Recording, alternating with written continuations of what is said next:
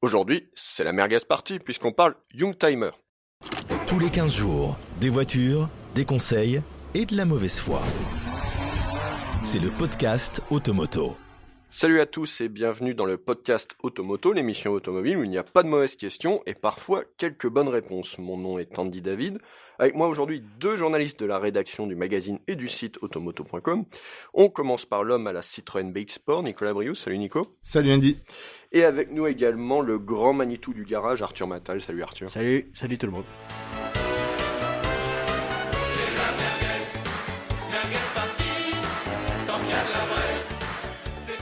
Aujourd'hui, c'est la merguez party, comme je vous le disais, puisque nous allons faire reculer les aiguilles de l'horloge pour fureter dans le monde merveilleux des Youngtimers. Tenez, on va commencer par définir ensemble de quoi il s'agit, parce que j'ai l'impression qu'il y a autant de définitions que de personnes concernées. C'est quoi ? C'est les voitures fabriquées entre 80 et 2000 ? C'est ça ? Grosso modo, c'est ça. Et surtout, faut aussi expliquer le phénomène Youngtimer, c'est que les voitures, les vraies, entre guillemets, vraies voitures de collection sont de moins en moins abordables. Donc, les gens qui n'ont pas les moyens ou les plus jeunes, Arthur, tu diras si tu es d'accord avec moi, se retournent vers des voitures plus abordables, donc nécessairement plus jeunes, qui souvent leur rappellent des souvenirs bien évidemment de jeunesse, la voiture du tonton, la voiture de la mère, de la grand-mère, du voisin. Donc c'est les jeunes voitures de collection, c'est ça ? C'est exactement ça, qui deviendront vieilles voitures de collection dans 10 ans, dans 15 ans, dans 20 ans. Et donc les actuels vont finir par devenir des Youngtimers, c'est ça ? Dont la cote a peut-être baissé aujourd'hui, atteint pour des plafonds mini, et risque très probablement de remonter prochainement. Donc c'est pas que le plaisir de rouler dans les anciennes, c'est aussi peut-être une bonne opération financière. Vous êtes tous les deux propriétaires de Young, on va les appeler comme ça, parce qu'on aime bien donner des petits surnoms. Pourquoi avoir craqué ? Tiens Nico, toi t'en as quelques-unes non, dans ton garage ?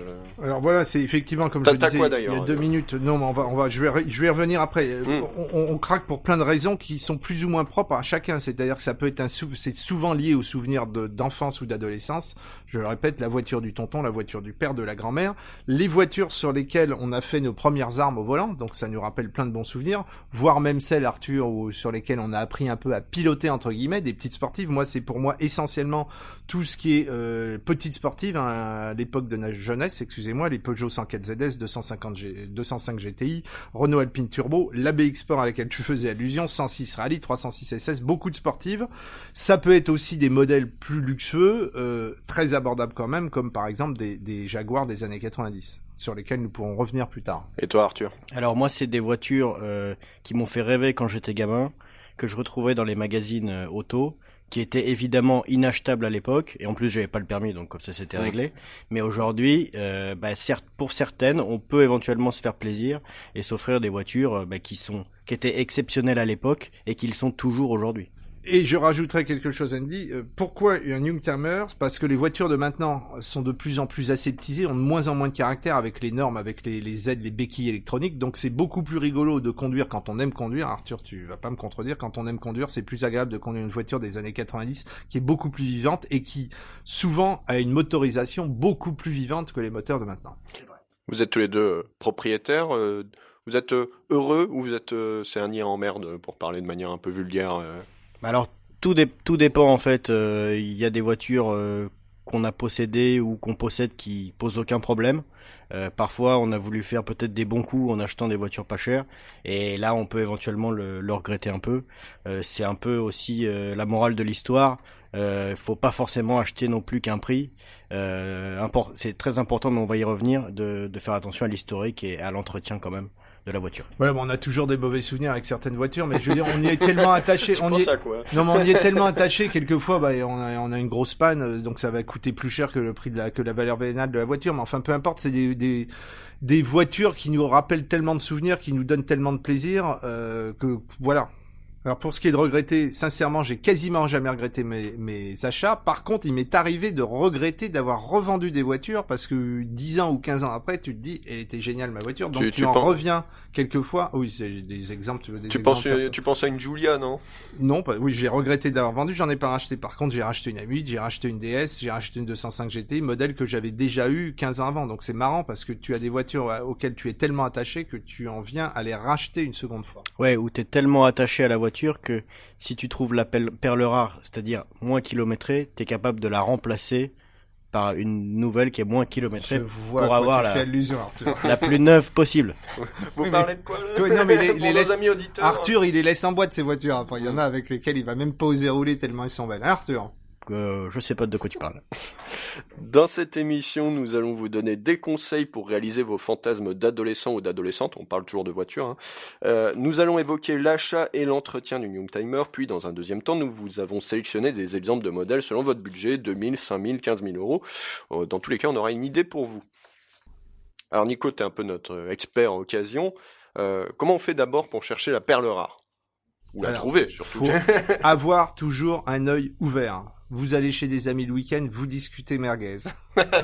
Dans la rue, tu regardes ce qui se passe. Au besoin, si tu repères la voiture de tes rêves dans la finition que tu veux, la couleur que tu veux, tu n'hésites pas soit à aborder le propriétaire, soit à aller laisser ta petite carte de visite. Ça marche rarement, mais ça vaut quelquefois le coup. Toi, ça a marché, non? Ou sinon, ce que tu fais, Nico, c'est passer tes journées au bureau sur le Bon Coin, et là, tu risques d'en rater aucune. Alors, il y a aussi le Bon Coin, Arthur, mais tu sais comme moi qu'il faut savoir séparer le bon grain de l'ivraie sur le Bon Coin. Parce que quand tu vois une voiture où tu vois à travers avec des poules dedans et que c'est écrit sur l'annonce idéal jeune collectionneur, tu comprends que c'est un gros nanar et qu'il faut partir en courant. Alors le souci effectivement du Bon Coin, c'est qu'il y a à boire et à manger. Parfois les photos sont pas de très bonne définition, donc on se rend pas forcément compte du premier coup. La voiture est belle en photo et elle est loin d'être belle quand tu vas la voir. Exactement. Donc attention au Bon Coin. Vous recommandez quoi comme site? Plutôt la centrale, plutôt... Alors moi je vais dire une chose, c'est que à partir du moment où la voiture est dans les petites annonces, c'est déjà qu'elle va être à un prix relativement élevé. L'idéal c'est de trouver la voiture avant même que le propriétaire ait l'idée de la vendre. Ça c'est pervers mais c'est très efficace. Alors pour moi le Bon Coin ça reste quand même quelque chose parce qu'il y a un tel volume en fait de voitures sur le Bon Coin qu'il y a proportionnellement plus de chances de trouver quelque chose. Après la centrale, la qualité des voitures est souvent un petit peu supérieure, mais il y en a moins, en tout cas, il y a plus de tout venant sur la centrale de voitures classiques, entre guillemets. Voilà, mais quelquefois, tu vas avoir quelqu'un sur la centrale ou sur le Bon Coin qui vend sa voiture sans du tout savoir, en pensant que c'est un vieux nanar parce que sa voiture, elle a 15 ans, il croit qu'elle vaut que 1000 euros, et en fait, c'est une voiture qui commence à être recherchée, et le propriétaire ne le sait pas forcément, donc tu peux faire de très bonnes affaires. Surtout si c'est un véhicule de première main. Donc l'idéal, c'est papy-mamie, quoi. C'est, ma voiture à 18-20 ans, je crois qu'elle coûte rien. Complètement, sauf que quelquefois, papy-mamie, ils savent très bien que leur voiture vaut de l'argent, ils vont même la mettre au-dessus de sa cote. Ça arrive aussi, il y a tous les cas de figure. Il n'y a pas de règle, Bon, et alors, comment on prend contact? Déjà, comment on fait le tri des annonces? Ce qu'il faut, en fait, c'est que quand on est intéressé par une voiture, il faut pas montrer qu'on est intéressé par la voiture. Donc, il faut vraiment faire l'imbécile, dire qu'on est éventuellement jeune collectionneur, qu'on débute, qu'on n'a pas les moyens, mais il faut surtout pas dire ah oui, elle est belle, machin, parce que les gens, du coup, voient peut-être le loup arriver et se disent pourquoi lui, il est si intéressé par ma vieille bagnole. Donc il faut être discret et je pense que c'est la meilleure attitude à adopter. T'es un gros pervers. Je le savais, mais à ce point-là. Toi, Nico, c'est quoi les premières choses que tu regardes? Non, mais déjà, faut pas se focaliser sur un modèle, ou alors faut être très très patient. Si tu veux tel millésime dans telle couleur, tu peux attendre 5 ans, 10 ans. Enfin, j'exagère, mais moi, s'il m'est arrivé d'attendre 10 ans la voiture de mes rêves. Donc faut avoir plusieurs idées en tête. Et c'est l'occasion qui fait le larron. Faut pas se focaliser sur un seul modèle. On est toujours attiré par 3, 4, 5, 6, 10 modèles. Donc voilà. C'est l'occasion qui fait le larron. Faut pas trop se focaliser. Est-ce qu'il y a des trucs dans les petites annonces où direct tu te dis ça c'est attention un drapeau rouge entre guillemets, un red flag comme on dit aux États-Unis, c'est-à-dire un truc où tu te dis ah déjà non, ça sent mauvais. T'as parlé un peu tout à l'heure quand le gars survend dans son annonce, quand il survend sa voiture sur 3 paragraphes, ça sent souvent la voiture qui est à moitié pourrie. Ou quand le gars vient de la réimmatriculer, tu te dis le mec a voulu faire un coup, il l'a repris du grand-père de son voisin et il la vend 4 fois le prix qu'il l'a acheté 3 jours avant. De toute façon, faut poser des questions. Quand t'appelles un gars, déjà tu poses des questions. Pourquoi il la vend, depuis quand il l'a, quel est l'entretien. Enfin, il y a plein de petites ruses pour voir si le mec s'y connaît, s'il y a pas une petite arnaque. Enfin, Arthur, tu vas me confirmer ça. Tout à fait. Et en plus, il y a autre chose. Il faut pas hésiter à faire des kilomètres en fait pour aller voir des voitures, parce que souvent la solution de facilité c'est d'aller autour de Paris, parce que nous on habite à Paris. Mais il faut pas hésiter à faire 400, 500, 600 kilomètres pour trouver des voitures. On sait pas quel va être l'état, mais peut-être que le voyage va valoir le coup. C'est toujours un petit investissement, mais ça peut payer, et très souvent les bons coups se font pas à côté de la maison. Enfin, en tout cas, c'est très rare. Tu as tout à fait raison. Alors, tu peux aussi trouver, quand tu trouves une voiture à 600 km de chez toi, tu peux essayer de voir si t'as pas un copain ou un cousin qui habite dans la même région, qui peut déjà aller voir la voiture pour toi. Ça peut être une solution. On l'a souvent fait. Alors, on va procéder dans l'ordre. On contacte le bonhomme, par exemple, ou la bonne femme, au téléphone. Qu'est-ce qu'on lui demande? Carnet d'entretien? On demande pourquoi il vend. Oui, voilà, pourquoi il vend, depuis quand il l'a. Si c'est une première main, ça sent quand même nettement meilleur que quand c'est une 8e main. Pourquoi il vend, quels ont été les frais qui ont été faits récemment. Après, voilà. Sur des voitures de cette époque-là, le carnet d'entretien, c'est difficile à avoir et c'est pas forcément un gage de qualité. Certains sont un peu remplis à la va-vite, parfois même par le particulier. Bon, évidemment, parfois il y a le tampon du garage qui fait foi, mais avoir des factures, c'est quand même bien aussi, voilà. Puisque ça engage quand même un professionnel qui a fait des frais sur la voiture. Enfin, le particulier a fait les frais sur la voiture. Donc pour moi des factures, c'est quand même important, même si c'est pas forcément fait dans le réseau, puisque ces vieilles voitures, en fait, elles sont plus du tout entretenues dans les réseaux de constructeurs, parce que d'abord le réseau officiel ne sait plus traiter ces voitures-là, ils ont plus les mécanos, ça les embête puisqu'il n'y a pas d'électronique pour détecter les pannes, et du coup un bon petit garagiste indépendant est tout à fait apte à entretenir ces voitures, et s'il y a un suivi régulier avec une vidange annuelle, on est déjà pas mal. Après, il y aura toujours des trucs à reprendre sur la voiture, mais d'avoir un historique, au moins une vidange par an, déjà, ça montre que le gars a fait la démarche d'aller entretenir sa voiture. Selon moi, sur une Youngtimers, tu peux avoir 50% de la valeur de la voiture qui est liée à l'entretien. Quand t'as la chance de tomber, comme ça m'est arrivé souvent, sur des premières mains avec des factures d'entretien sur 15 ans, 205 GTI, j'avais le prix de la voiture en entretien, c'était complètement dingue. C'était une première main à l'époque et j'avais l'équivalent de 100 000 francs de facture d'entretien, c'était le prix de la voiture. Donc ça, quand tu revends la voiture 15 ans après, ça compte beaucoup de voir qu'elle a été hyper suivie. Quitte à rajouter 5 ou 10% peut-être à son budget, mais s'assurer vraiment d'avoir une voiture qui a été suivie, même si c'est des voitures simples à bricoler et que c'est à la portée de plein de mécaniciens. On en parlera plus tard, il y a certains modèles un peu plus luxueux qui sont abordables aujourd'hui, qui demandent vraiment un suivi puisque les pièces restent chères et ça peut vite devenir un cauchemar si on a mal acheté en fait. Voilà. Justement, en termes d'entretien, je sais pas, c'est beaucoup plus cher qu'une voiture classique. Si moi demain je m'achète une voiture, allez, 3 000 €, je m'achète une voiture coup de cœur, c'est le même prix qu'une voiture classique? C'est une question de B aussi. Non, mais oui, voilà, ça dépend. Si tu pars d'une voiture à petit budget à 3 000 €, l'entretien va pas forcément être coûteux si c'est une voiture fiable, qui a pas trop de kilomètres. Après, quand tu montes en gamme, comme Arthur le disait, là, ça peut aller très très vite sur des hauts de gamme. Mais si t'as une voiture grand public, l'entretien est pas forcément plus coûteux que ta voiture moderne. Enfin, je pense même que c'est moins cher puisque dans l'ensemble les autos sont très fiables et les pièces sont moins coûteuses, parfois refabriquées, disponibles sur les sites qu'on connaît. Donc c'est vrai que c'est assez facile à réparer en général. Si c'est une voiture de grande diffusion, il n'y a aucun problème. Mais si elle n'est pas trop ancienne, il y a encore des pièces, surtout des pièces qui sont valables pour plusieurs modèles. Quand c'est des grands constructeurs généralistes, il n'y a pas trop de problèmes en général. Est-ce qu'on peut rouler tous les jours en Young? Alors à Paris non, parce que on n'a pas le droit. C'est vrai. Mais ça, après on fait ce qu'on veut, on va pas non plus écouter tout ce qu'on nous demande de faire. Mais on peut des voitures des années, je dirais 90, oui, on peut les utiliser quotidiennement. C'est des voitures qui sont suffisamment refroidies, donc qui chauffent pas dans les embouteillages. C'est toujours pareil. Si la voiture a pas été entretenue, sur le périph', le soir à Paris, évidemment, on risque de la faire chauffer. Mais si elle est suivie et que c'est des voitures qu'on peut utiliser, qui sont confortables, qui tiennent suffisamment la route, après évidemment... Il y a toujours le risque de la petite panne, forcément. Oui, quand c'est une voiture ancienne, c'est normal. Tu peux avoir un alternateur, un démarreur. Mais c'est valable aussi pour les modernes, malheureusement. Donc aujourd'hui, oui, on peut rouler avec des Youngtimers...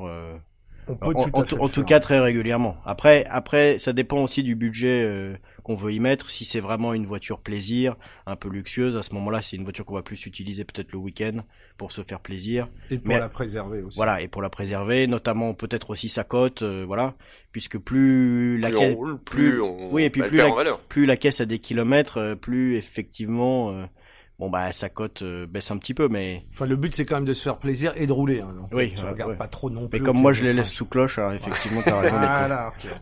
Un investisseur avisé. Justement, vous êtes tous les deux proprios. Niveau assurance, faut s'attendre à quoi? Alors là encore, je commence à répondre et Arthur va confirmer. Si t'as un véhicule normal, classique, assuré quotidien qui est déjà assuré chez un assureur normal, tu peux assurer ton véhicule de collection entre guillemets en assurance collection, ce qui coûte vraiment très très très peu cher à partir de 50 ou 60 euros annuels. Alors au tiers évidemment, donc forcément t'es pas super assuré. Après tu peux prendre des garanties supplémentaires. Donc tu prends une assurance flotte et tu peux avoir 10, 15, 20 véhicules sur un même contrat, à condition donc d'avoir évidemment un véhicule normal assuré. Alors après quand tu montes en gamme et que tu achètes une voiture qui est beaucoup plus coûteuse, évidemment tu ne vas pas l'assurer uniquement en assurance collection. Il va te falloir une assurance quand même un peu plus sérieuse. Et puis la valeur de la voiture aussi fait un peu l'assurance qu'on va souscrire. Bon, si on parle d'une Porsche qui a une dizaine ou quinzaine d'années, c'est peut-être bien de le prendre en tout risque puisque la cote ne fait que monter. Évidemment. On peut avoir un accident, on peut se faire rentrer dedans. C'est toujours mieux d'être, à mon avis, bien assuré sur ce genre de voiture. Après, si c'est une voiture petit budget, une assurance tiers suffira largement. Donc tu vas déclarer la valeur à peu près que tu as acheté la voiture ou la valeur que tu estimes la bonne à ton assureur, voire au besoin, s'il le souhaite, faire une expertise de la voiture pour savoir sur quelle base tu assures ta voiture. Sur quelle valeur. Bon alors imaginons, je me lance, allez ça y est, je veux ma 104 ZS de 1977. Très bon choix, Andy. Qui peut m'aider? À qui je fais appel pour avoir des petits conseils? À Nicolas Briouz. Oui, ça c'est Alors, sûr. Les clubs de collectionneurs de 104 ZS, les forums, tu vas sur internet, tu n'hésites pas à appeler le président du club 104 ZS qui va te dire bah voilà Andy, il faut que vous preniez un millésime à partir de tel millésime dans cette version, c'est mieux que ça, là il y a plus de pièces, les pièces commencent à être dures à trouver sur telle version, etc., etc. Donc ne pas hésiter à contacter les professionnels de la profession et surtout surfer sur les forums où il y a quelquefois de très bons conseils. Pour trouver des pièces, c'est globalement simple ou c'est globalement compliqué? Alors tout dépend de la nationalité. Moi je suis un peu spécialisé entre guillemets dans les voitures allemandes. Ça fait rigoler Nico. Qui lui n'est pas spécialisé dans les voitures non, lui, allemandes. Il préfère les françaises, moi. Et les italiennes. Voilà. Concernant les allemandes, bon, pour tout ce qui est pièces d'usure, il y a des sites qui vendent des pièces auto pour modernes et anciennes. Donc tout se trouve assez facilement. Pour les allemandes, il y a aussi des sites dédiés en fait où ils ont aujourd'hui quasiment toutes les voitures, la voiture entière en pièces détachées. Donc que ce soit carrosserie, moteur, éléments du moteur, morceaux de plastique, interrupteurs, on retrouve tout en neuf. Donc aujourd'hui, il n'y a pas vraiment de problème à part sur quelques séries limitées qui avaient elles des pièces spécifiques, mais dans l'ensemble c'est pas un souci aujourd'hui. Et maintenant, il est temps de descendre au -3 dans le parking Automoto. Mais que trouve-t-on cette semaine dans le garage ?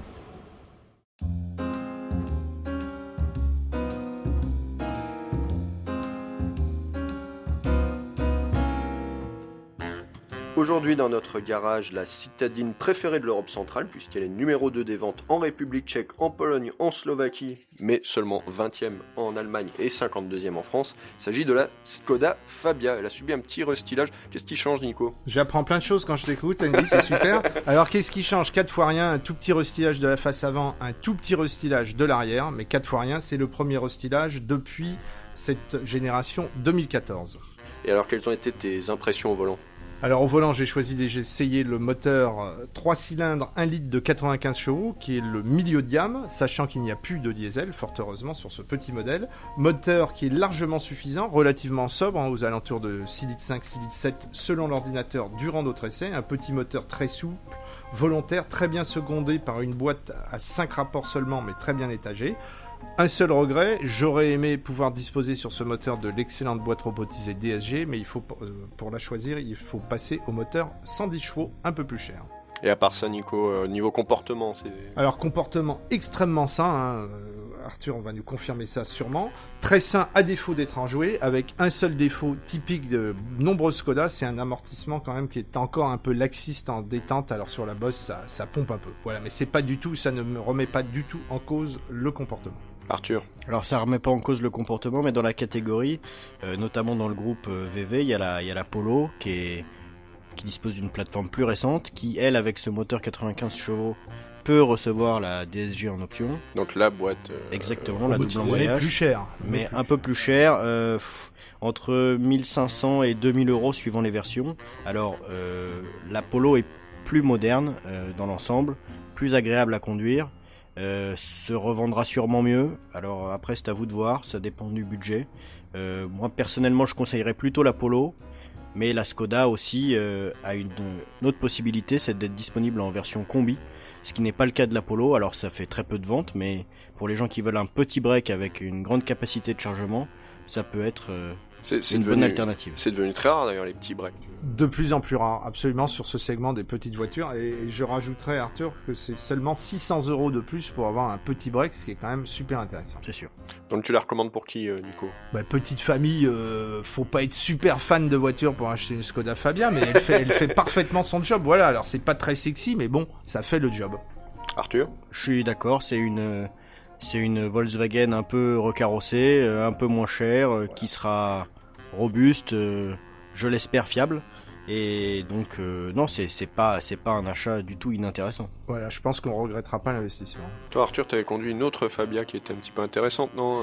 Oui, alors c'était une voiture de rallye, la R5. Parce que, en ce moment, donc Skoda fait sa pub en disant on est champion du monde de WRC2. Tout à fait, et donc la voiture était assez exceptionnelle, 300 chevaux, 4 roues motrices, mais bon, là on n'est pas du tout dans les mêmes budgets, on parle de 250 000 euros hors taxe. Et c'est réservé aux vrais pilotes. C'est pour aller faire des courses et non pas ses courses. Exactement.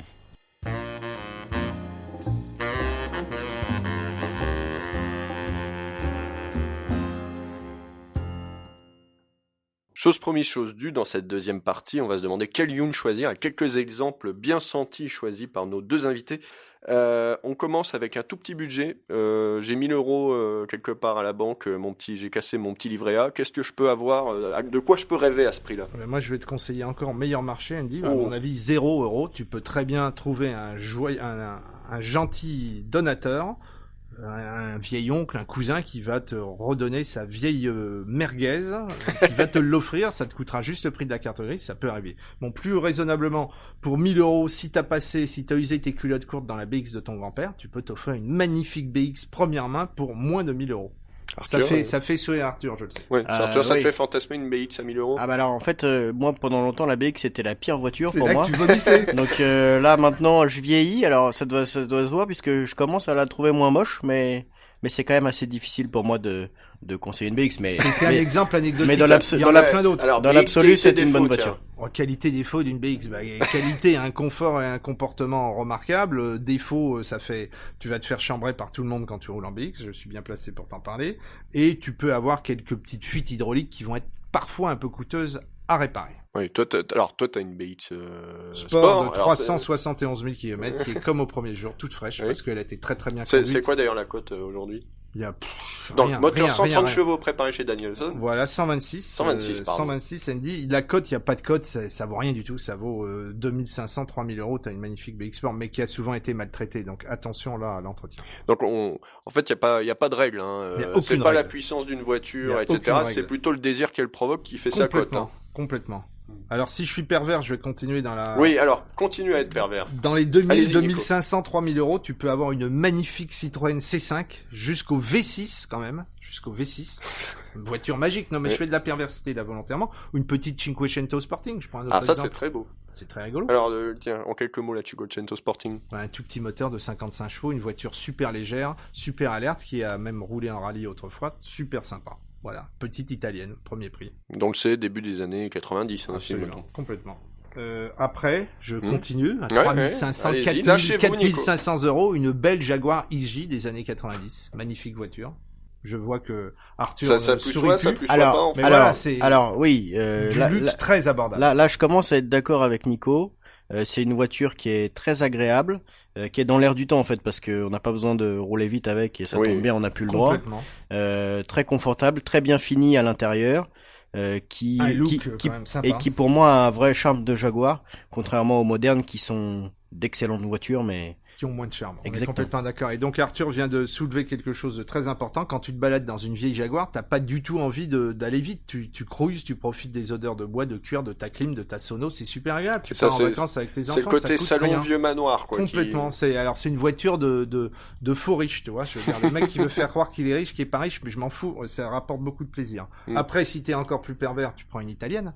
Alpha 166. Alors ni en merde ou ça peut.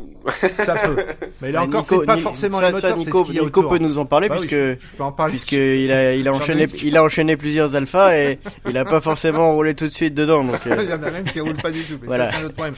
Ça te permet d'avoir l'un des meilleurs V6 au monde. Alors il y a aussi... le fameux. J'ai bien dit Busso. V6. Arthur, j'ai pas dit 600 lignes. 600 oui, lignes, mais c'est BM, moi on est je vais en d'accord. parler juste On après va du en 600 parler. lignes. Ouais. En V6, c'est le fameux Busso qui est un moteur extraordinaire. Tu as ça à 2500 €. Excusez-moi.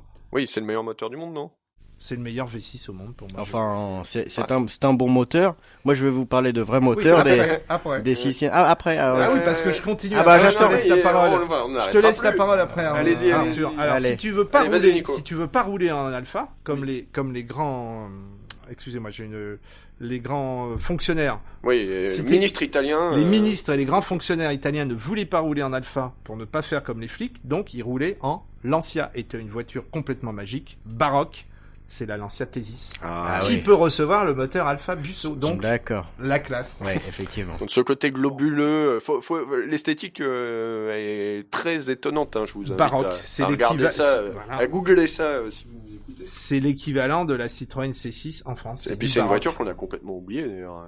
Complètement, la Thesis, ça vaut rien du tout. Tu as une très très belle Thesis pour 4000 €, je répète, avec le V6 Alpha. Après, tu as un MX-5, premier cabriolet incassable, tu achètes une Mazda MX-5.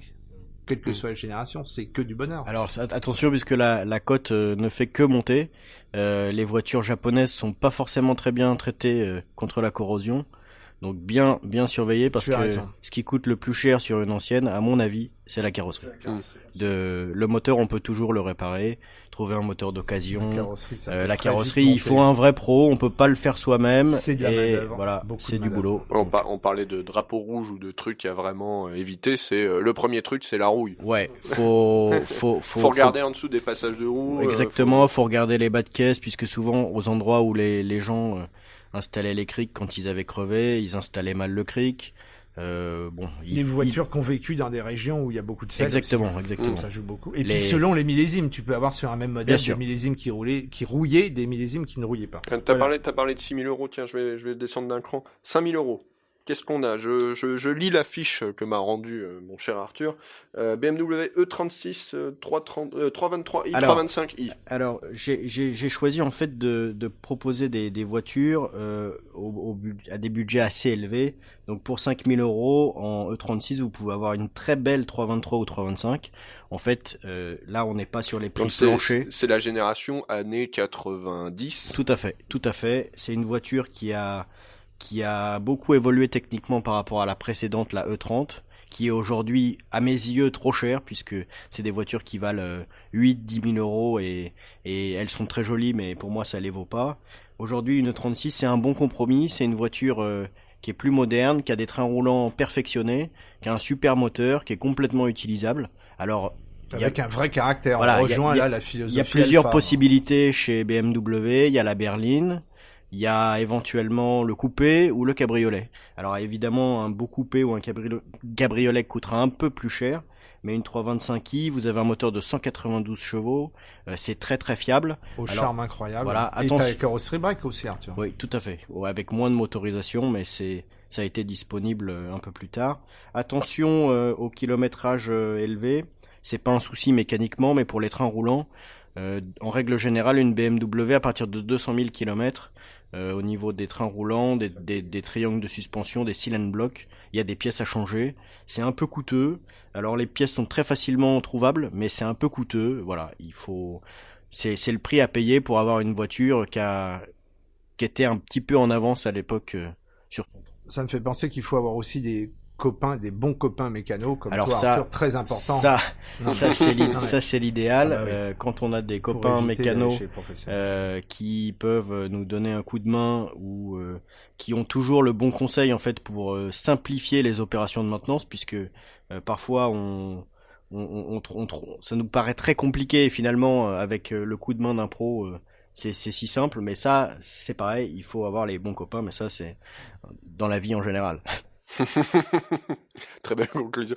On va remonter un petit peu l'escalier des prix. 10 000 euros. Là, on commence à avoir des voitures plaisir. Je pense à des BM-Z3, des choses comme ça. Qu'est-ce que vous avez retenu, vous? Tiens, Arthur. Alors moi, je suis toujours sur les BMW. Alors Oui, excusez-moi, oui, j'ai l'air de... il y a comme un tropisme. Voilà, de m'attacher à ça. Donc, bon, je vais vous parler brièvement de la E30 325. Donc, c'est la génération avant la E36. Bon, c'est moins puissant, c'est 170 Donc chevaux. là, c'est fin des années 80. Exactement. C'est 170 chevaux. C'est très sympa à conduire. C'est peut-être un peu moins utilisable qu'une E36 au quotidien. La cote a beaucoup monté. Attention à la corrosion. Mais c'est une vraie BMW de l'époque avec les 4 phares. Voilà, son comportement spécifique. Concernant une voiture un peu plus luxueuse, c'est un peu plus anecdotique, mais j'ai noté une série 5, une 540i. Alors ça, c'est plus à comparer au Jaguar de Nico. C'est des voitures qui sont très rapides, très confortables. Aujourd'hui, pour 10 000 euros, on peut avoir un très très bel exemplaire de cette voiture-là. C'est 286 chevaux. Alors, avec un V8. Tout à fait, avec un V8. Boîte méca ou boîte auto. Alors, boîte méca, c'est très rare. En auto, c'est plus répandu. Attention à son entretien.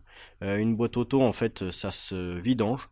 Idéalement tous les 100 000 km. Les gens le font pas puisque les constructeurs ne le préconisent pas, disent que l'huile de boîte est à vie, alors que c'est une bêtise. Donc bien s'intéresser à l'entretien de cette dernière. C'est une voiture qui est exceptionnelle de confort, de performance. C'est très discret, peut-être trop discret, mais en tout cas c'est vraiment ce qui se fait de mieux. Sur les berlines supersoniques de l'époque, c'est vraiment exceptionnel. Je suis sûr que tu vas nous parler de Mercedes AMG après. Peut-être. Berline supersonique, moins supersonique la C6.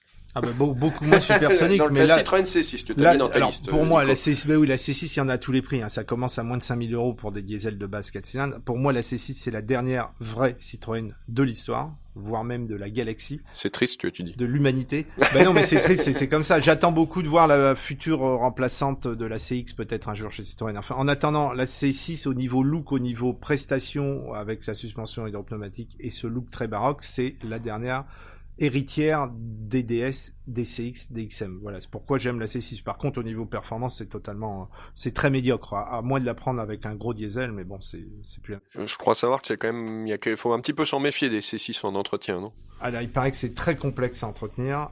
Certains professionnels te soutiennent que c'est encore plus complexe à entretenir qu'une DS. Qu'une DS, je parle des vraies DS. Donc ça fait un peu peur. Quand tu connais la complexité d'entretien d'une DS, si tu te dis qu'une C6 c'est encore pire avec de l'électronique, ça fait un peu peur. Mais en attendant, c'est une très belle voiture, selon mes critères. Donc pour ce même budget de 10 000 euros, dans un genre radicalement différent, une Alpha GTA? Bah là, on revient à l'Alpha, c'était pour prendre un peu le pendant des BM d'Arthur. Une Alpha GTA 147 ou 147 ou 156 GTA, voire coupé GT, qui est un tout petit peu moins puissant, 240 au lieu de 250 chevaux, qui est un moteur là encore magique, qui est l'évolution ultime du fameux Busso 3,2 litres, moteur très mélodieux, très coupleux, très agréable, bon, qui consomme un peu, mais bon, je connais pas beaucoup de bons moteurs qui ne consomment pas. Voilà, ça c'est un choix, mais alors attention, parce qu'ils ont souvent été matraqués, et la cote est en train de vraiment monter, donc c'est le moment ou jamais d'acheter une GTA, sachant que tu perdras pas d'argent dessus. L'idéal est de pouvoir rouler pour pas trop cher, voire presque rentrer dans tes frais sur quelques années, quand tu te débrouilles bien, si tu l'achètes pas trop cher, et si elle a été correctement entretenue. Et maintenant, une page de pub.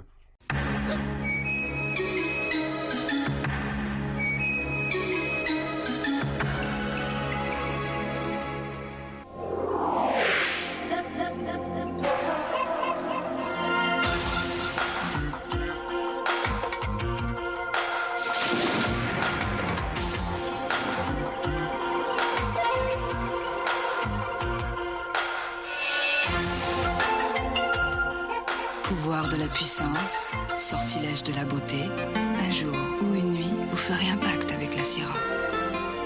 La Syrah du diable.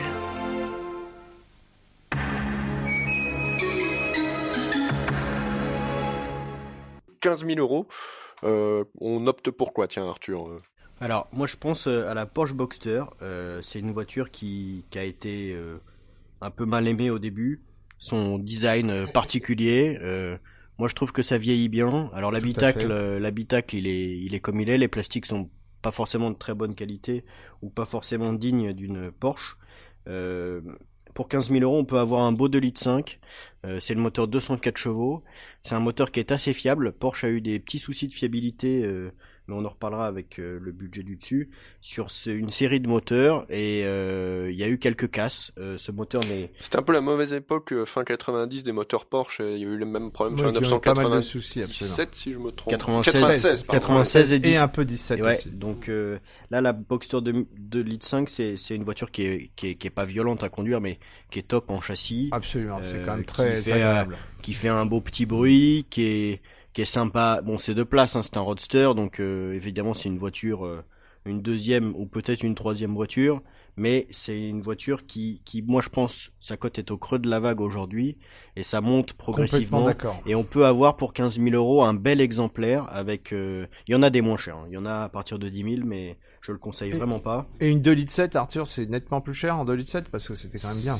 Alors, Un peu plus cher. c'est un peu plus cher en 2,7 litres, et le 2,7 litres est parfois concerné par le souci de fiabilité dont on a parlé juste avant. Mais bon, après il y a des kits de remplacement pour cette pièce défectueuse, et quand les voitures ont été modifiées, normalement vous avez plus de soucis. Donc ça, c'est aussi une chose à voir, mais on en reparlera un peu plus tard. Je crois qu'il faut mieux acheter une bonne Boxster, effectivement, que d'acheter une mauvaise 911 fatiguée. Hein. Ça, c'est très clair. Et en plus, ça va vous coûter beaucoup moins cher. Alors, oui, et puis la 911, artificiellement, sa cote est beaucoup plus élevée.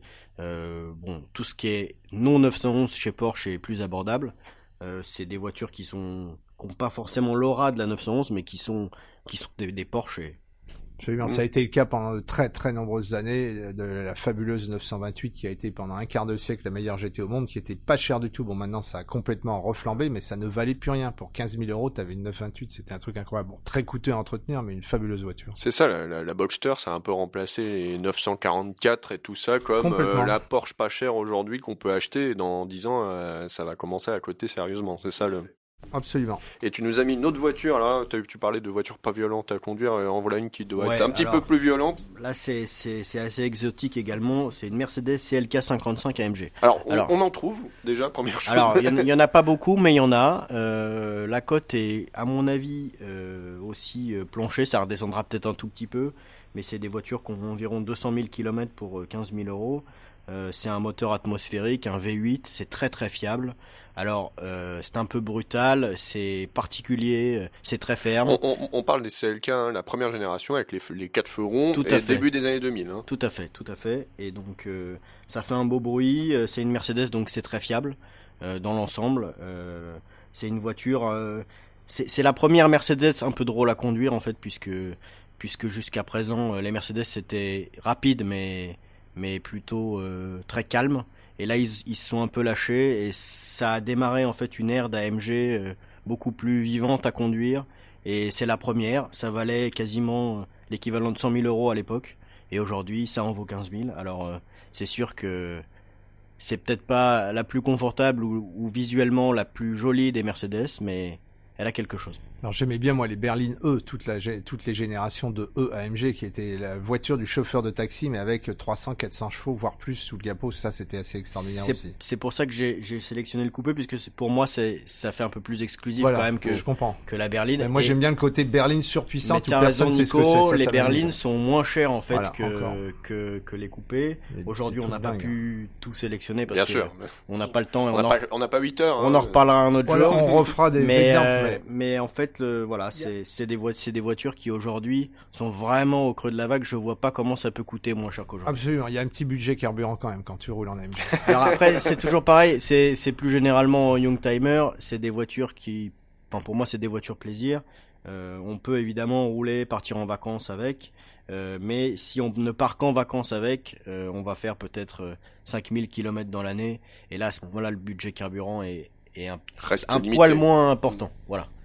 Justement, on parle de 15 000 euros, j'ai quand même envie de parler d'une icône française, Nico, que tu as bien connue, 205 GTI. C'est à peu près dans ces eaux-là de nos jours. Largement. C'est la voiture. J'allais dire, c'est le minimum pour un exemplaire correct. C'est la Young plus typique, la plus recherchée en France. Ils ont 200 000 bornes maintenant, donc mettre 15 000 euros dans une petite GTI de 200 000 km, faut vraiment en aimer. Hein. Surtout quand il y a 5-6 ans, ça valait moins de 10 000 largement. Largement, ça donc valait après, c'est comme ça quand on cherche une voiture. Voilà. On n'a pas forcément le budget ou l'envie, et après on se dit merde, on aurait dû.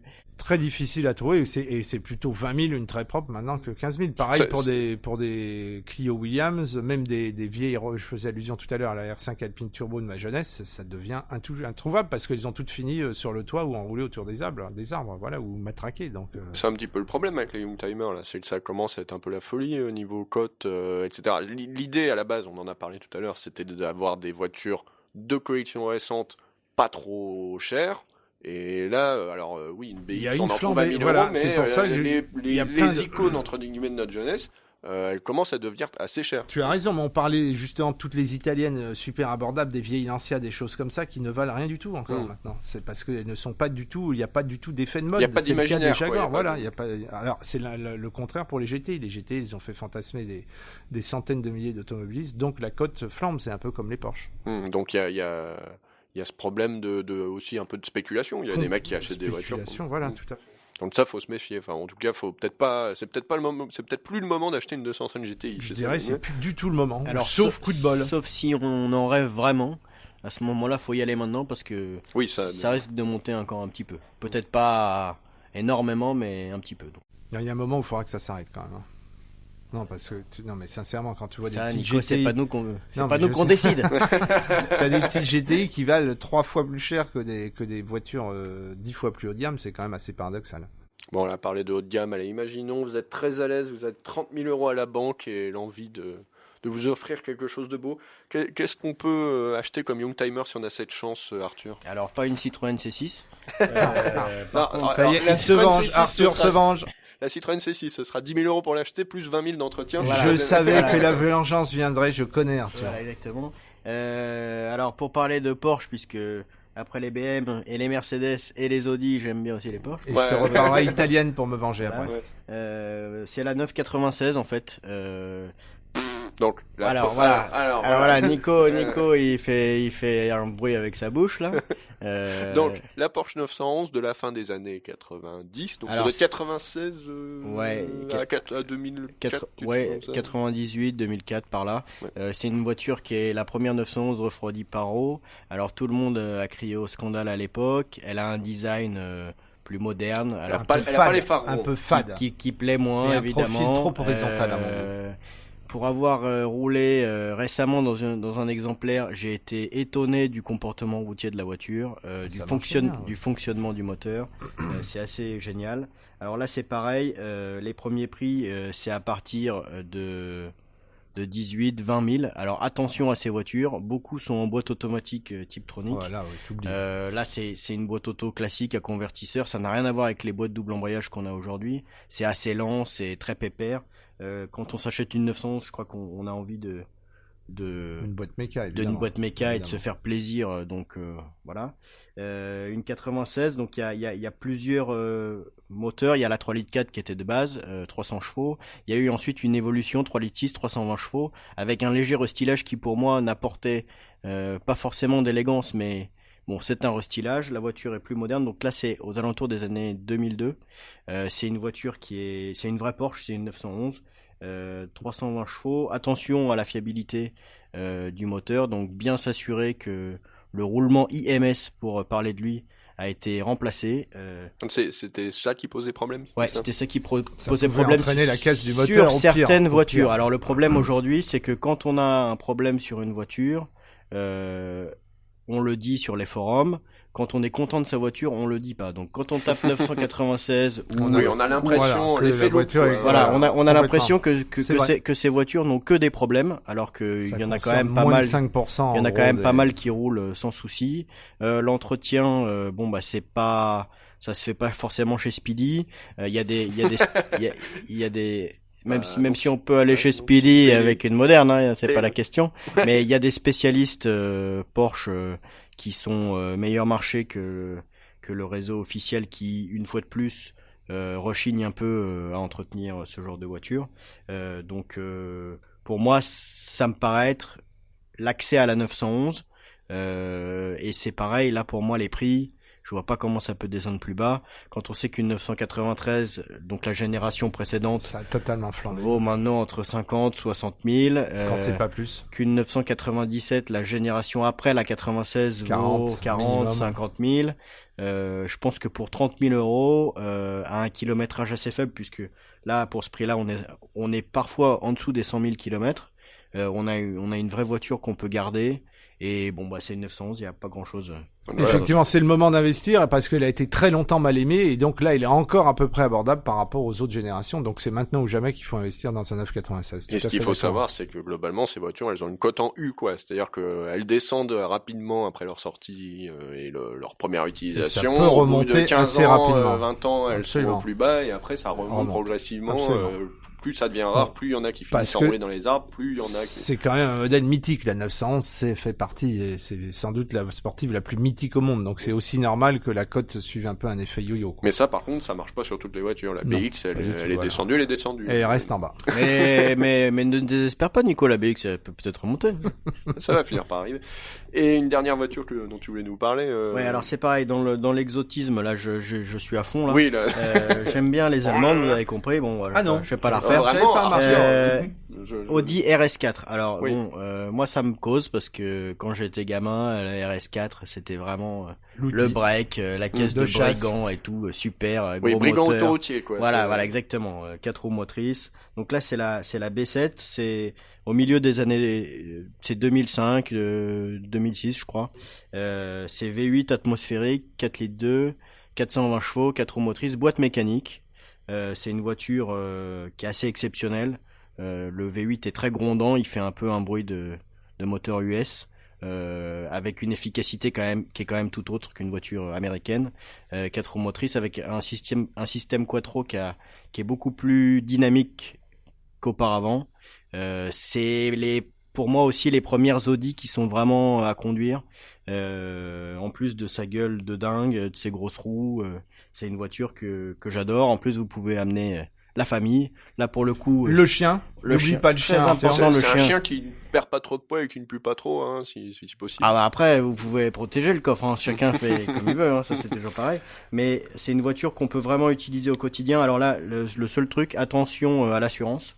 Parce que c'est des voitures qui pendant longtemps ont été pas mal volées, peut-être un peu Et moins. accidentogène, je pense. Oui, aussi. pas mal. Comme elles sont effectivement très faciles à conduire, peut-être que les gens ont été un peu confiants et ont eu quelques accidents avec. Donc c'est des voitures qui coûtent cher à assurer, à entretenir. Bon bah c'est tous les 2 ans. Hein, c'est en général ça le réseau, elle est encore suffisamment moderne pour que le réseau l'accepte. C'est évidemment pas donné, mais voilà, c'est exceptionnel. C'est 30 000 euros, c'est une somme, mais là c'est une voiture qui pareil valait neuve entre 80 et 90 000 euros, donc ça fait une belle décote. Et pour 5 000 euros de plus, tu as une RS6 à moteur V10 Audi Lamborghini, absolument démoniaque, 580 chevaux, un de mes meilleurs souvenirs d'essai, en plus réalisé avec un certain Jackie X. Ah bah dis donc. Eh oui, quand même. Non, super voiture aussi, pour un peu plus cher, mais alors là, il y a aussi budget, assurance, carburant, entretien.